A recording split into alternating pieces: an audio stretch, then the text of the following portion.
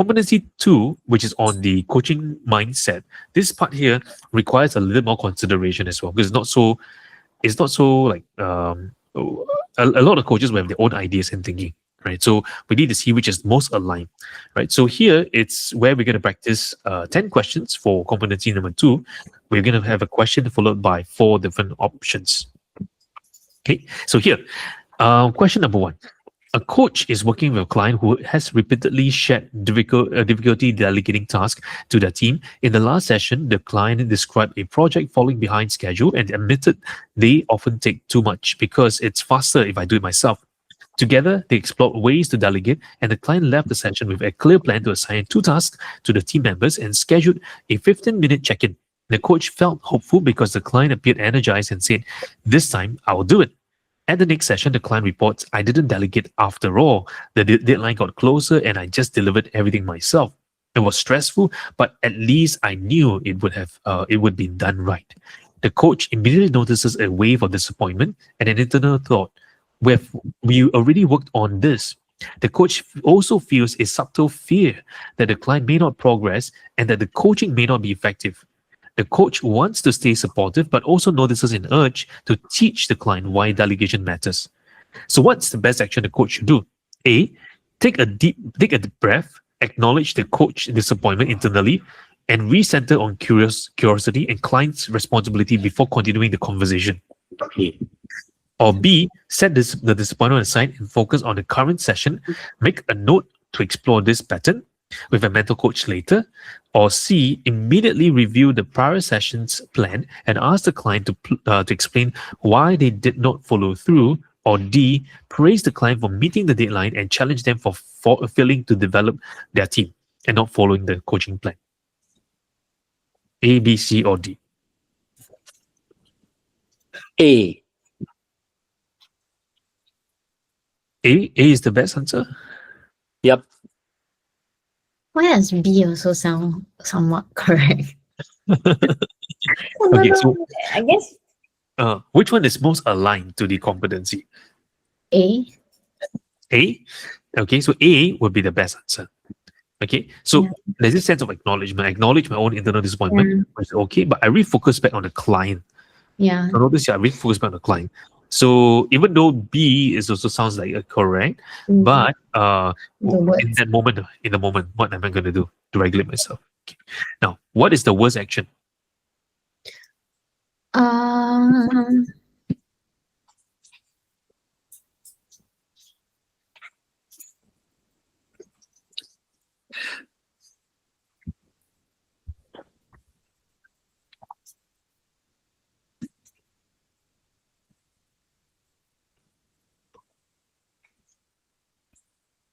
A, B, C, or D? Which one do you think is D?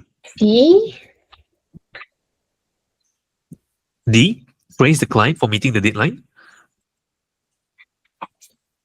Okay, let's take a look. Answer is D.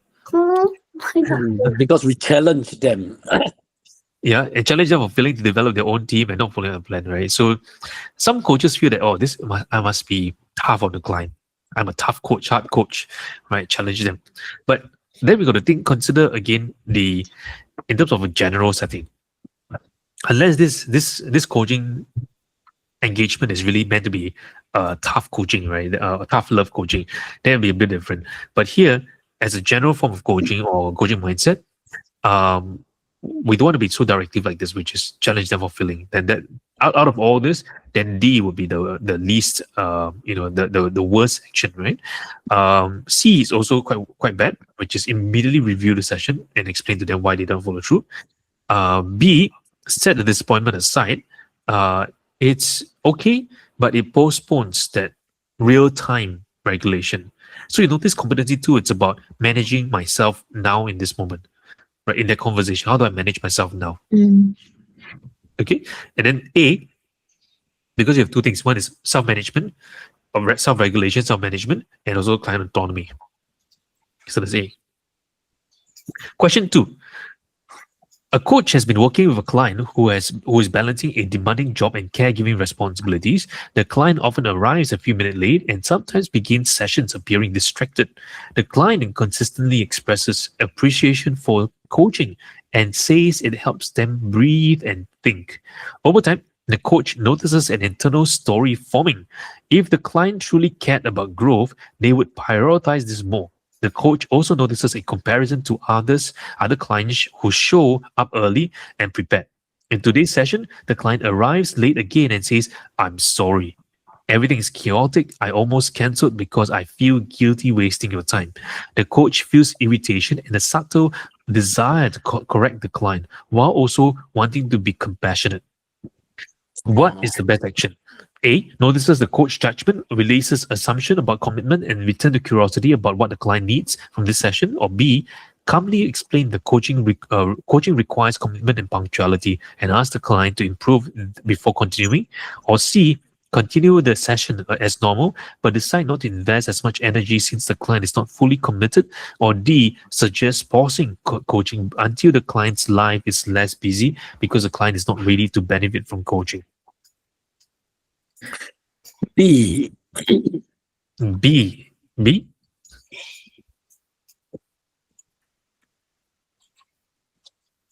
Which one would best demonstrate the coaching mindset?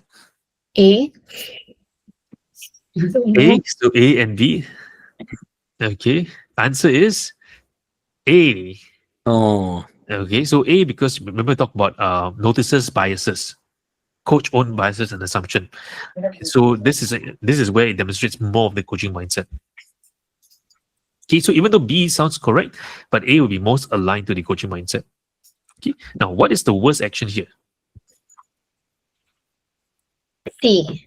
C. C. Continue the session as normal, but decide not to invest as much energy.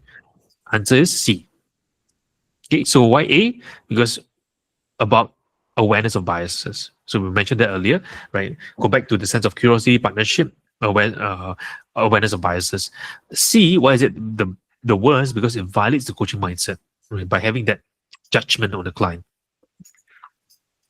Okay, let's go to question 3. A coach is supporting a client through career transition. As the client describes their situation, the coach realizes it closely mirrors a painful chapter from the coach's own past. The coach notices bodily tension and a strong urge to steer the client away from the choices the coach regrets having made. The client says, "I feel pulled towards this offer, but something doesn't sit right. People keep telling me it's a great step. I don't know if I'm overthinking." The coach feels anxious and thinks, "I wish someone had warned me earlier." The coach also notices an urge to share their own story to help the client avoid mistakes. The coach believes they can stay professional, yet the emotionally charge feels persistent. What should the coach do? A.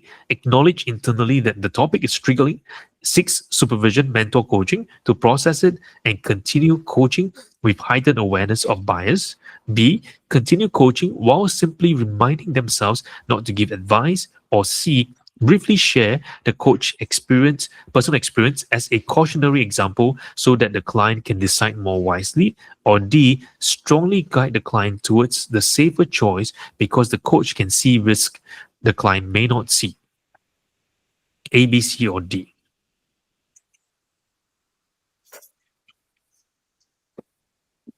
A. D. A, D. A is the best. Best. Okay, let's take a look. A is the best. Acknowledge internally, right? And seek supervision when required, right? And then there's also this idea of awareness bias. And then D, okay, so worst action is D because strongly guide the client to safest choice. Yeah. So this is me leading the client, right? So D, it becomes coach direction and control rather than client autonomy.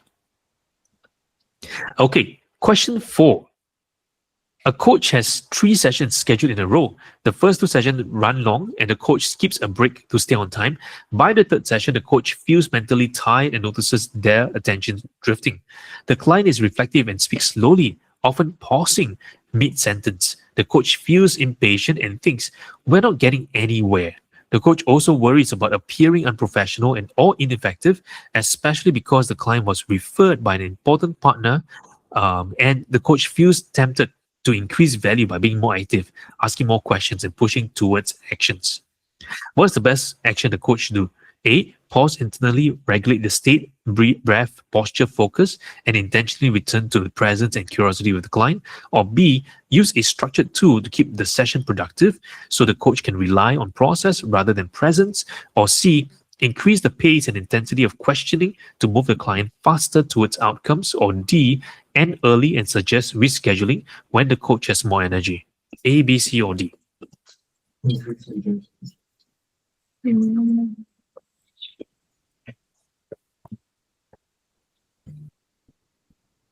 A. A, yeah. Okay, so you have this idea of pausing and regulate the state. Answer is A.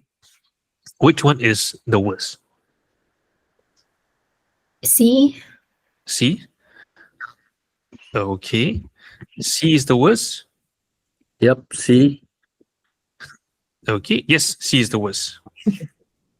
Okay, so quite easy now, right? Yeah, so one is client-led, one is coach-led.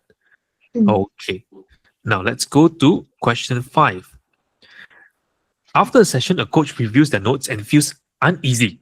They recall a moment when the client asked a deep question and the coach responded quickly, possibly missing an opportunity for exploration.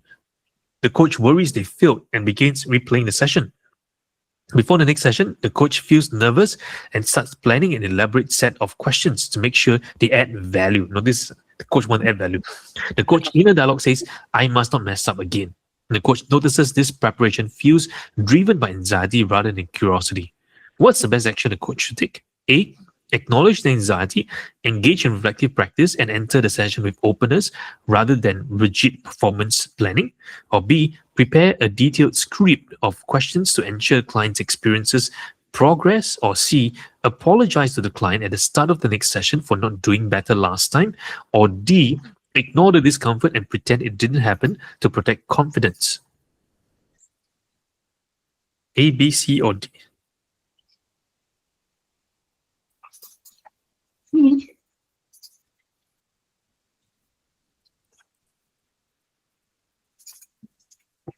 A, B, C, or D. Wow, this one a bit challenge. C and D. C. Apologize to the client. A. A. I hear the little hesitation. A. And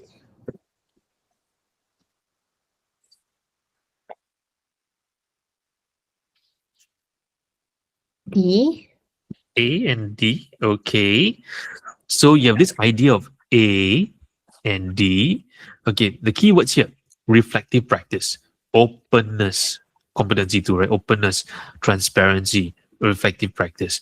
A, apologize. So let's see. Answer is A. Okay. Now, worst action should be C. Apologize to the client at the start of the next session. Oh, really? Why? Because C centers on the coach insecurities. Oh. Yeah. And then after that, That's kind of the part that we kind of honestly with the client that we struggle with it. transparency. Transparency. So for example, here it says this, right? Because before the coach feels nervous and starts planning an elaborate set of questions. So this is everything happening inside the coach. So for example, let's say I say, Dennis, I think you're not a good person. Oh, apologize, So I may have a Freudian slip, or I may have said something wrong. Then I can apologize with transparency. But in this case, everything is happening in the internal world of the coach. Oh. You see, Okay. notice internal dialogue, he feels anxiety, everything is all inside. Right? Okay. Then but the client, we do not know anything about the client because the client never said anything. Right? But Okay. So that's why C becomes the worst. Okay. Got you. Okay. Okay. Good. Now, question 6. A client is considering whether to apply for a leadership role. The coach believes the role would be a major breakthrough for the client and feels excited, imagining the client succeeding. The coach notices they are subtly hoping for a particular answer. In the session, the client says, part of me wants it, but part of me doesn't. I'm not sure I'm ready. The coach feels a strong urge to encourage the client and notices thoughts such as they'll regret it if they don't try. The coach also worries that if the client decides not to apply, the coach might feel like it didn't achieve anything. What's the best thing the coach should do? A, notice the coach attachment and return to a neutral stance that trusts the client's timing and decision making.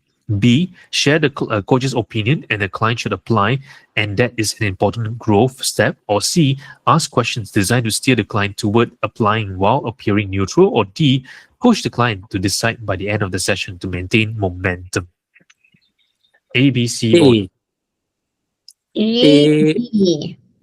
A and A and Maybe A and B. A and B. A and B. So A best section, then B worst section. Yeah. Okay, let's see. A is the best. What about the worst section? C.